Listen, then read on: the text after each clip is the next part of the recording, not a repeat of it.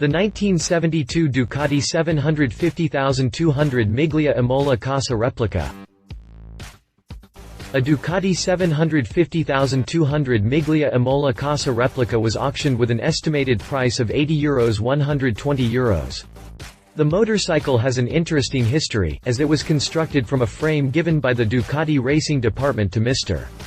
Saltarelli in 1975, as prize money for his racing efforts with his private team of Ducati racing motorcycles. Mr. Saltarelli decided to build the motorcycle as a spare racer for his team. The bike has received a complete restoration in 2000 because Mr. Saltarelli wanted to display it at his museum. The motorcycle is currently fitted with a large endurance-type racing tank, Marzocchi leading axle forks, 3 Lockheed disc brakes and the left high-right low Conti exhausts. The 200 Mile Imola 750 Ducatis represent the pinnacle of collectible Desmo V-twins and are on the wish list of every Ducati collector. This is a unique model as none of the factory bikes are available to purchase today. Hit the jump for more information. It's a matter of spirited dispute among the Ducatisti about which is the most historic factory racer. But Paul Smart's 1972 Imola race winner has a distinct edge as regards provenance. Smart still owns it.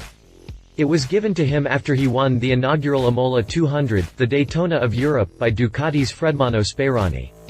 Speroni had given designer Fabio Taglioni the go-ahead to build the 750cc Imola Desmo V-twin racers that would put Ducati on the map for all time. The other contender, of course, would be the Steve Wynn-prepared 864cc Ducati Formula One V-twin, with which Mike Hailwood won the 1978 Isle of Man F1 TT.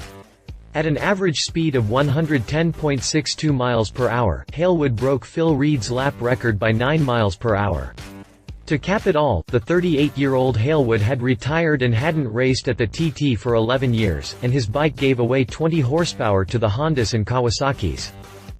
But the Isle of Man TT triumph was still 7 years away, and in the meantime Taglioni was charged with improving the Formula 750 twin that Hailwood had tested at Silverstone in July 1971, with serious misgivings.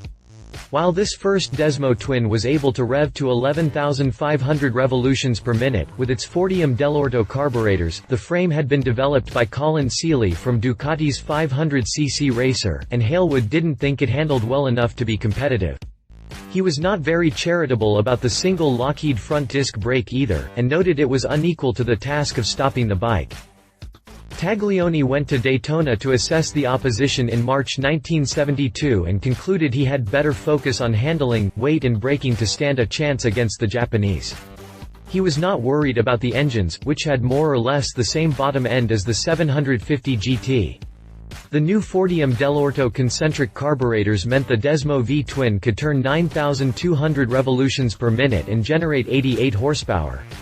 It also had a good power curve, producing 70 horsepower at 7,000 revolutions per minute. A total loss ignition system meant that the alternator could be removed, as was the kick-start, which improved ground clearance on the right side. The bikes were fitted with an oil cooler, twin plugs and 4 ignition coils. The opposition was impressive. 9 factory teams were bringing 21 bikes to Imola: MV Agusta, Norton, Honda, Kawasaki, Suzuki, Moto Guzzi, Triumph, BSA, Laverda and even BMW. The riders were a who's who of front-runners: Giacomo Agostini, Phil Reed, Walter Villa, Roberto Gallina, Tony Jeffries, Percy Tate, Don Emd, Ray Pickrell, Ron Grant, Cal Rayburn and John Cooper. But Imola seemed to suit the Ducatis, as it was a track with sweeping curves and variable surfaces. It was not going to be a horsepower race. Taglioni built 7 bikes and approached Jarno Saarinen, Renzo Pasolini and Barry Sheene to ride them. They all declined as they did not think the 750 would be competitive. So Taglioni went back to Bruno Spaggiari, who knew Imola well and had raced Ducati since the 1950s. The young Ermanno Giuliani signed on as Spaggiari's apprentice, and Alan Dunscombe came over from England, where he raced a 750 GT for importer Vic Camp. Taglioni then approached Paul Smart, whose BSA triple ride had fallen through. Ironically, Smart would never have made the trip if his wife Maggie had not accepted the offer on her husband's behalf over the phone. Smart did not think the Ducatis would be competitive, an opinion he revised once he started practicing. When the race began on the 23rd of April before a crowd of 70,000 mostly Italian fans, things got even better. Agostini took off in the lead, but Smart and Spaggiari discovered they had his measure. All three set the same fastest lap time, an average of 100.1 miles per hour, but when the fourth lap came round, Smart had passed Agostini, followed by Spaggiari one lap later. From then on, it was Ducati 1-2, to the delight of the crowd.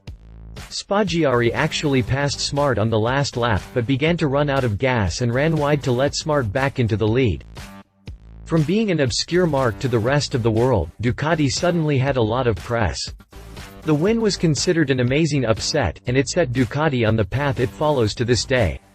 Ducati promised Imola replicas, but it was 18 months before any started to trickle out of the factory.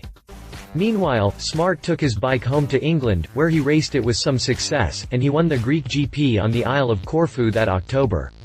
3 750s were taken to the US to be entered at Daytona in June and then to the Canadian GP at Mosport. Estimated price, €80 €120. Auction results, lot was sold at a price of €70.200. Specifications, 748cc SOHC Desmo V-twin, 5 speeds. If you liked this video, please share your thoughts in the comments below and don't forget to hit the subscribe button.